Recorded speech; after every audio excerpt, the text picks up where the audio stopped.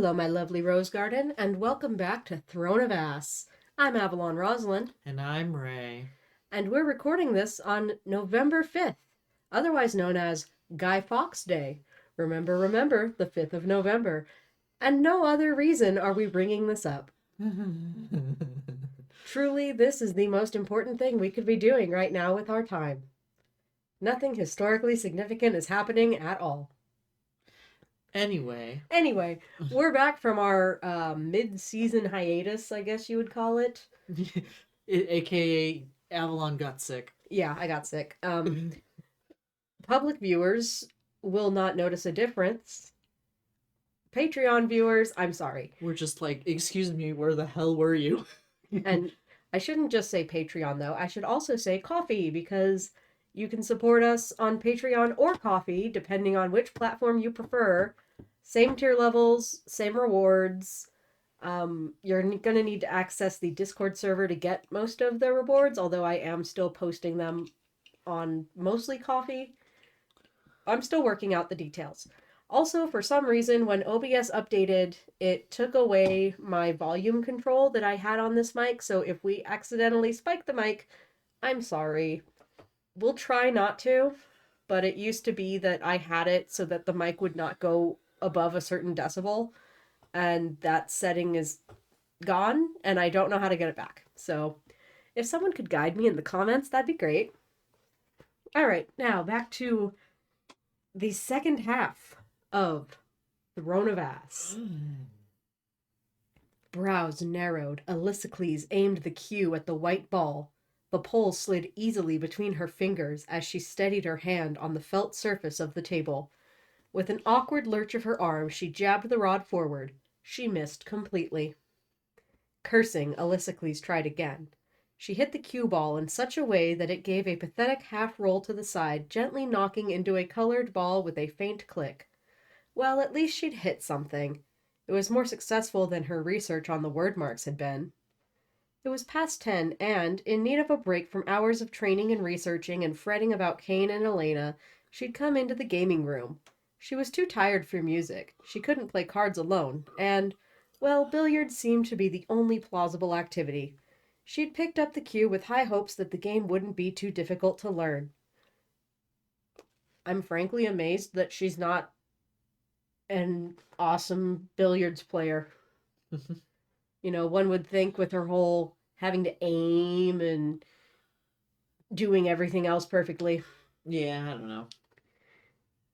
Like, given that her main, like, assassin skill so far has seemed to be accuracy and agility, I would probably actually believe that she's a decent billiards player. And I'm just over here like, bullshit, you can't play cards by yourself. I play solitaire all the damn time. Yeah, what the hell? The assassin pivoted around the table and took aim again. She missed.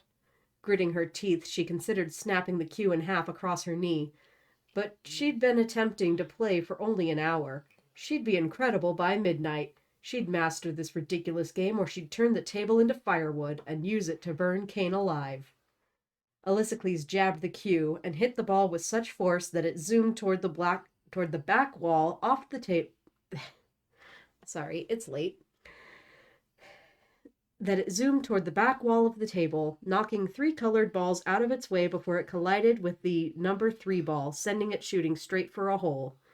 It stopped rolling at the edge of the pocket. A shriek of rage ripped from her throat, and Alyssacles ran over to the pocket. She first screamed at the ball, then took the cue in her hands and bit down upon the shaft, still screaming through her clamped teeth. Finally, the assassin stopped and slapped the 3 ball into the pocket. Wow. Stunning. Stunning. I hated that. Like, I get the feeling it's supposed to be comedic, but mostly I just find it childish and annoying. POV switch tilde. For the world's greatest assassin, this is pathetic, said Dorian, stepping from the doorway. She yelped and swung toward him. She gets snuck up on all the damn time. Like, all the damn time. Do you notice that? Yeah, it's... I feel like it is definitely more of a, dramatic device, uh, than necessarily something that should happen, given her profession. Yeah. But okay. She wore a tunic and pants, and her hair was unbound. Okay. He leaned against the table, smiling as she turned a deep shade of red. If you're going to insult me, you can shove this. She lifted the cue in the air and made an obscene gesture that finished her sentence. He rolled his sleeves before picking up a cue from the rack on the wall. Are you planning on biting the cue again? Because if you are, I'd like to invite the court painter so I can forever remember the sight. Don't you dare mock me. Don't be so serious. Oh, hi, Winnie. You gonna scratch your scratchy post? Yeah. Oh, look at you with your big old owl eyes. Hi, baby. Hi, little girl. Why you stressed? Why you stressed? No reason, Winnie. It's just the book that's making me stressed. That's it. That's it. That's Just the the only book. thing. Oh, okay, okay, Mama, okay. Yeah, good girl, Winnie. He aimed at the ball and sent it gracefully into a green one, which dropped into a pocket. You're immensely entertaining when you're hopping mad. To his surprise and delight, she laughed. Funny to you, she said. Infuriating for me. She moved and took another shot, and missed. Let me show you how to do it. He strode over to where she stood and set his stick down, taking hers in hand. Nudging her out of the way, his heart beating a bit faster, he positioned himself where she stood. You slow that heartbeat down right now, you son of a bitch. Excuse me, you are Kale's man. You see how my thumb and index finger are always holding the upper end of the cue? All you have to do is... She knocked him out of the way with a swish of her hips and took the rod from him. I know how to hold it, you buffoon. She tried to hit the ball and missed yet again. You're not moving your body the correct way. Here, just let me show you. Though it was the oldest and most shameless trick in the book, he reached over her and put his hand on top of the one that gripped the cue. He then positioned the fingers on her other hand on the wood before lightly gripping her wrist. And I'm just over here like, just because you acknowledge it's a cliche doesn't make it less cliche. Also, is this going to be the only thing that happens in this chapter? Is she sucks at playing billiards and he shows her how to play billiards in a very contrived romantic setup? I hate it here. To Dorian's dismay, his face became warm. His eyes shifted to her, and to his relief, he found that she was as red as he, if not more so. If you don't stop feeling and start instructing, I'm gonna rip out your eyes and replace them with these billiard balls. That wouldn't really... You know, that was... There was some lower hanging fruit here. Also, I feel compelled to make a Homestuck joke. No. No. But you know exactly what I'm talking about. I know, and I hate it. That's the point. I know, and I hate it. Look, all you have to do is... He walked her through the steps, and she hit the ball smoothly. It went into a corner and rebounded into a pocket. He removed himself from her and smirked. See? If you do it properly, it'll work. Try again. He picked up his cue. She snorted, but still positioned herself, aimed, and hit it. The cue ball shot all around the table, creating general chaos, but at least she made contact. He grabbed the triangle and held it in the air. Care for a game? And this is only reminding me of the time that we went to visit Shannon, because, like, there was some kind of family thing going on, and we got to play billiards with her aunt. Uh-huh. And she swept the floor with us. Got our asses kicked. Which, like, to be fair, I'm not, an amazing billiards player. I mostly just... I just like to hear the balls clack against each other. It's a very pleasing ASMR thing. And I'm not playing to win, certainly. Yeah. Meanwhile, Shannon's aunt was just, like, kicking our asses, and I'm all like, it ain't even that deep. Like, we know you're a really good billiards player, but also, you beating us isn't really showing off all that much. I think that I was personally just doing so badly that she was kind of insulted that someone could be that bad at billiards in her presence. But like she used to actually, play at like pool halls and like, for actual money and stuff. We were just playing for fun. Yeah. But yeah, like she was was she just she like- showed me how to, actually hit it correctly and how to hold the cue correctly, and apparently there was something wrong with the cue I was using, like it didn't have the little felt tip or something like that. Yeah.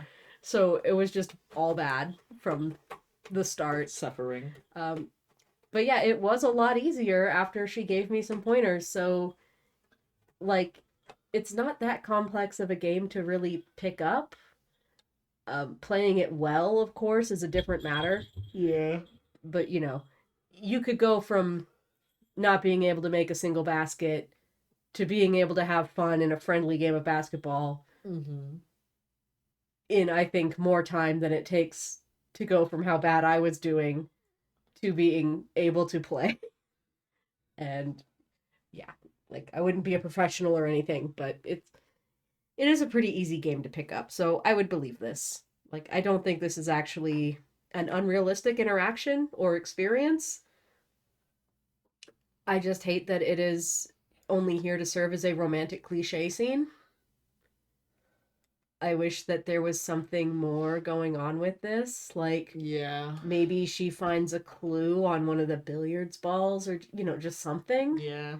Like, maybe there's a word mark scratched into it or... Nope, we've got to deal with this ship tease. I For hate a it. ship we don't even want to see is in game.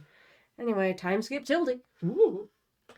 And just, if I'm not mistaken, spoilers, they're not endgame. I don't think she ends up with either Dorian or Kaol. Yeah, well. I Okay. haven't really cared that much, but I'm pretty sure that her final love interest's name is like Rowan or something. And he's like a fairy. I don't know who the fuck that is. Yeah, Goofy. he's someone who must get introduced in a later book, but yeah, like I don't even think her canon like final love interest has even appeared yet. I don't think he shows up in the first book at all. And that's kind of an interesting thing to discuss because there is such a commonality in Western media of the main character getting together with the first romanceable option who appears on screen. Like, whoever shows up first, that's the winner. And there have been some subversions of that, but typically, even those subversions, it's been, there's a love triangle established in the first book or the first movie or whatever. Uh-huh. And then the winner is going to be one of those two. I thought we were moving on to the time skip Tildy. No, had to pause. And I say winner in like, quotes, because obviously a romantic partner is not a prize to be won. Thank you, Jasmine from Aladdin, for teaching me that at the age of 5. But yeah, it's... So I do want to point out that this is technically a subversion. To not have the final love interest even appear in the first installment of a series is definitely a choice that goes against the grain of modern Western convention when it comes to media. But at the same time, my brain is all like... So, when it comes to stuff like multiple series of books or whatever, and if you're gonna have the final love interest come in, like, halfway through the books, keeping in mind that this series is marketed at least somewhat as a romance series, that just feels like you're getting baited. Yeah, and that's kind of what I wanted to lead up to, so thank you for that nice little segue. Yeah. Is that I don't hate that she's subverting the convention of not introducing the primary love interest in the first book, but I do hate that we are still being led to believe that it's either Dorian or Kaol who's going to be the primary love interest. It's kind of a having your cake and eating it too moment where she still gets to do the whole love triangle. Ooh, is it going to be Kaol? Is it going to be Dorian? And then a few books down the, getting the reader invested in that kind of love triangle or situation invested in quotes, and all the while it's neither one of them. I'm sure there are people who are invested in this romance. I'm just not one of them. Yeah. I mean, it's the same thing she does in ACOTAR with, the whole Tamlin and Rhysand thing, where Tamlin is the love interest in the first book, and then gets thrown under the bus. His personality nuked into oblivion, and See, we have a new one. That's like the crazy thing about it, though. And I'm not going to read ACOTAR, so don't ask. I've already done it once. I don't want to do it again.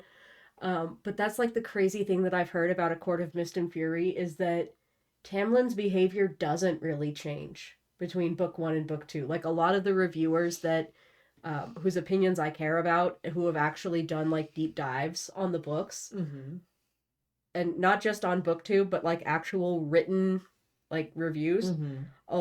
A lot of them addressed that, and because people were saying, oh, Tamlin's like he changes so much. And someone actually went through and compared like all of his on-screen dialogue and actions between the 2 books, and were like, it doesn't really change that much actually. Like the way he's acting in book 2 is fairly consistent with his actions in book 1. So now it's just her point of view the of all perspective. like, oh, I don't like this anymore. Yeah, it's the perspective of the main character that kind of shifts toward, well, now we don't like it when he's protective. And he does go a little, like, I'm not going to be a Tamlin apologist and say that he didn't do anything wrong. He did go overboard. But he went overboard in a way that was consistent with the very recent trauma that he had just experienced. And the whole, like, character arc of Feyre, and again, I haven't read Court of Mist and Fury. I'm going off of other people's reviews here. But, like, the whole thing is, Feyre's trauma gets acknowledged and discussed and broken down and all that stuff, at least as well as SJM is capable of doing. But when it's Tamlin, he's just, like, villainized and made into the bad guy who everyone hates. And, like, he loses everything. He loses, like, by the end of that series, he's lost all of his friends, all the respect that anyone had for him. Like, he loses every conceivable thing, and everyone is just, like, kicking him while he's down constantly. And it's, yeah. So, wow. So, hey, if you want to subvert the convention and not have the primary love interest appear in the first installment, fucking awesome. I would love to see that. Don't do it like this. And don't do it like A Court of Thorns and Roses. Like, because we could easily have a little bit of hinting here and there that, oh, maybe Selena is, like, looking like at Kaol and at Dorian and thinking that they're kind of hot, and them thinking that she's attractive or, not what they thought she would be, without being this heavy-handed about it. Yeah. Like, I would be fine if there was, just a little bit of flirting, as you do, as is fairly typical between people who are sexually compatible with one another of a certain age. But it's putting in scenes like this, where it's trying so hard to be a romance, that really just kind of makes it a little awkward, I guess, that neither one of these guys are the guy she's gonna end up with. Yeah. Anywho, now the time skip Tildy. The clock struck 2 before they stopped. He had ordered an array of desserts be brought in the midst of their playing. Asshole. It's 2 a.m. Let your kitchen staff sleep. Whatever. Dick. And though she protested, she gobbled down a large piece of chocolate cake and then ate half of his piece, too. Oh, she can eat. Girl can eat. She's not like other girls. Girl be eaten, and she's gonna throw it up later. She's not like other girls. She likes chocolate cake. A thing that famously no girl likes ever. Women fucking hate chocolate. No, don't you understand? Women only like to eat salad. That's the only thing that women eat. Women will only eat chocolate if it's on a strawberry, and only on Valentine's Day. And only one strawberry. And only one. Only one. Only one. And then they are simply too full. Maybe even just half of a strawberry, honestly. If it has chocolate on it, we couldn't possibly eat cake.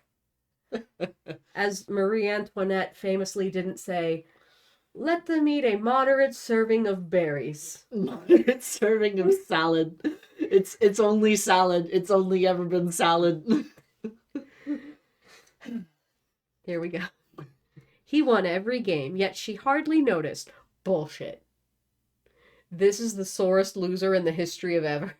She was literally about to, like, destroy the pool table, and now she's like, I don't care about losing. It's like, and she wasn't even, like, losing to anyone. She was losing against herself at the time. As long as she hit the ball, it resulted in shameless bragging. When she missed, well, even the fires of hell couldn't compare to the rage that burst from her mouth. Again, sorest loser imaginable. The sorest loser of all time anywhere, fictional or real. Not saying that for any particular reason. He couldn't remember a time when he'd laughed so hard.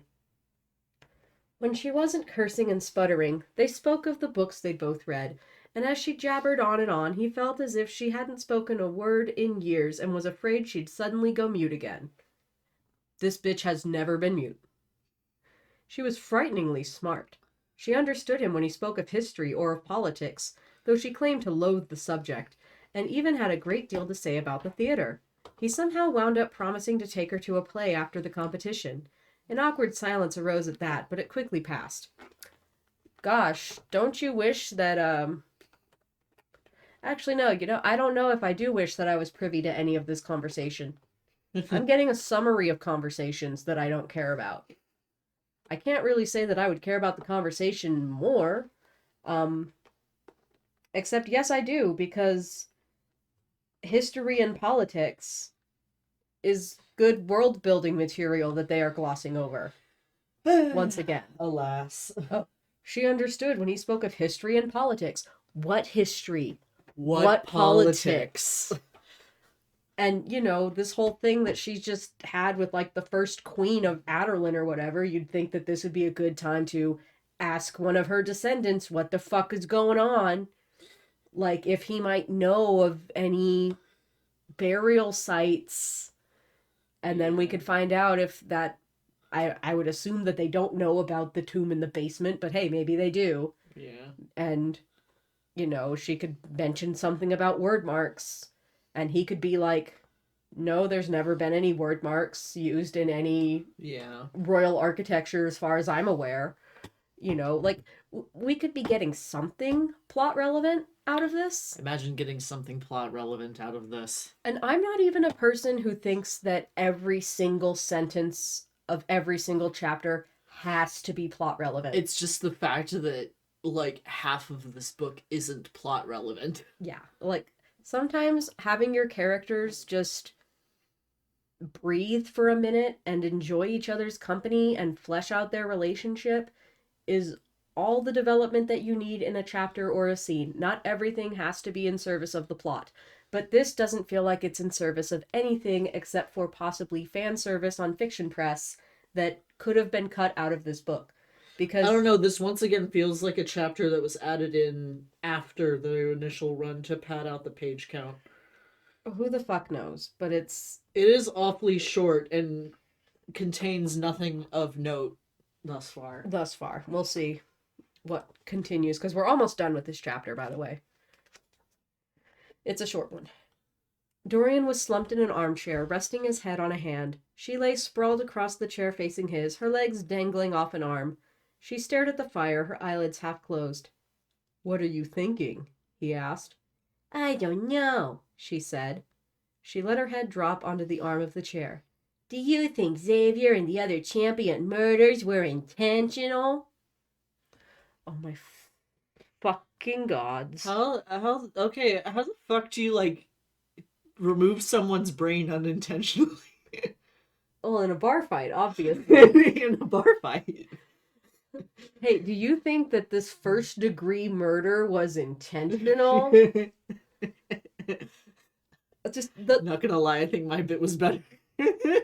remove someone's brain unintentionally, with surgical precision. I accidentally ate their organs. It happens.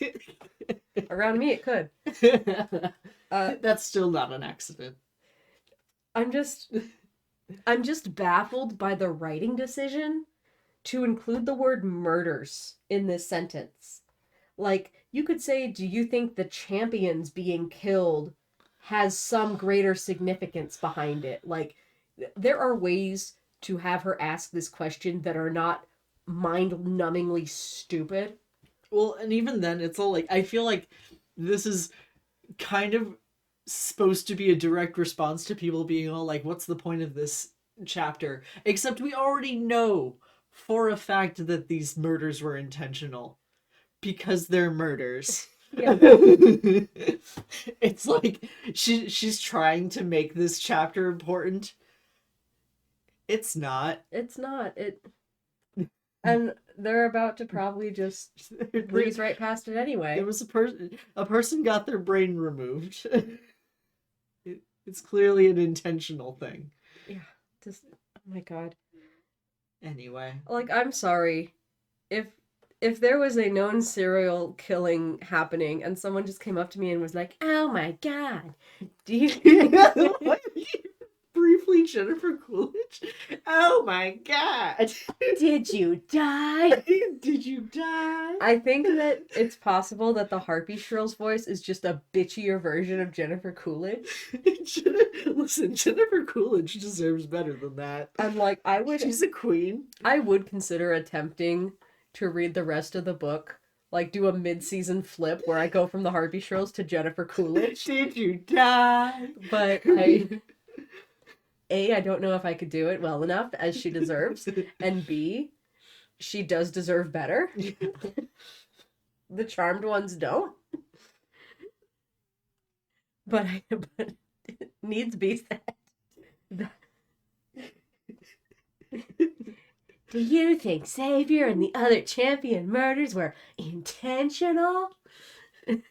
Okay, there's my best Jennifer Coolidge. It was sort of a combination between the Harpy Shield, because you did the emphasis on the wrong syllable thing. Yeah, it's hard. It's hard to be a voice actor. Don't let Jordan hear me say that. I think Jordan might actually skin me alive if I said I was a voice actor for doing this. She would kill you.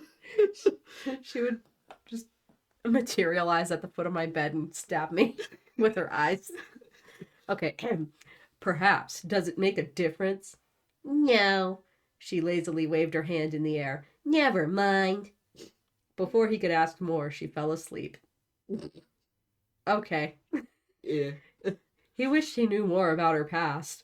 Kale had only told him that she came from Terracin and that her family was dead. He hadn't the faintest clue what her life was like, how she became an assassin, how she learned to play the pianoforte. It was all a mystery. Yeah, what your life was like before you were orphaned, how you became an assassin, and when you learned to play a musical instrument. 3 questions with very equally weighty answers. He wanted to know everything about her. He wished she'd just tell him. Did you fucking ask at any point? Dorian stood and stretched. He placed their cues on the rack, arranged the balls, and returned to the slumbering assassin. I know someone who wants to arrange your balls right now. Damn it, I was trying to get through without it. He shook her gently, and she groaned in protest. You may want to sleep there, but you'll sorely regret it in the morning. Barely opening her eyes, she stood and shuffled to the door. When she nearly walked into the doorpost, he decided that a guiding arm was needed before she broke something. World's greatest assassin, everybody. She's Eepy. Eepy. She's Eepy. She needs a little sleep. Eepy. And once again, I'm sure that this is meant to be endearing and charming and cute and, oh, look how sweet they are together. But in the back of my mind, I just hear world's greatest assassin. Anyway. Yeah. Trying not to think of the warmth of her skin beneath his hand, he directed her to her bedroom and watched her stagger into bed, where she collapsed on top of the blankets. Your books are there, She mumbled, pointing at a stack by her bed. He slowly entered the chamber. She lay still, her eyes closed. 3 candles burned on various surfaces. With a sigh, he moved to blow them out before approaching her bed. Was she sleeping? "Good night, Alyssacles," he said. It was the first time he'd addressed her by name. It came off his tongue nicely. She mumbled something that sounded like "nya nya," and did not move. She's Eepy. A curious necklace glittered in the hollow of her throat. He felt as if it were familiar somehow, like he'd seen it before. With a final glance, he picked up the stack of books and left the room. If she became his father's champion and later gained her freedom, would she remain the same? Or was this all a facade to get what she wanted? But he couldn't imagine that she was pretending. Didn't want to imagine that she was pretending. The castle was silent and dark as he walked back to his room. And we're gonna do a little tiny applause for almost no sentences that ended with an M dash or an ellipses. Wow. Only a few bits of dialogue ended with an M dash. That's amazing, sweetie. Go, girl. Give us nothing. Go piss, girl. Go piss, girl. And that is the end of chapter 28. Yeah. We shall resume with the next bit at another time. With a new president. Whoever it might be. Yeah, as we are recording this, like the it's votes like- are being tallied It's right 8 now. p.m. It's 8 p.m. Pacific time. We don't know who has been elected. And a lot of the states, it was really up in the air and it could have gone either way the last we checked. So we have no idea who is president. But by the time you see this, you'll know. And you can either cheer or console us in the comments. And hey, either way, it's always great to support indie artists who are trying to make their dreams work. So if you would be so kind as to check out our Ko-fi, Patreon, or just buy the books that we have created ourselves, there are links to do all those things in the description. I hope you're all safe, and we'll see you next week. Bye-bye. Thank you so much for watching, and a special thank you to my patrons. If you'd like to see your name here or in the description below, please consider joining my Patreon. Your support means so much to me and allows me to continue making content. If you want to support my content in different ways, consider buying my books, donating on Ko-fi, subscribing to the channel, or even just giving this video a like and comment. Any and everything is appreciated so much. Keep growing till next time, Rose Garden!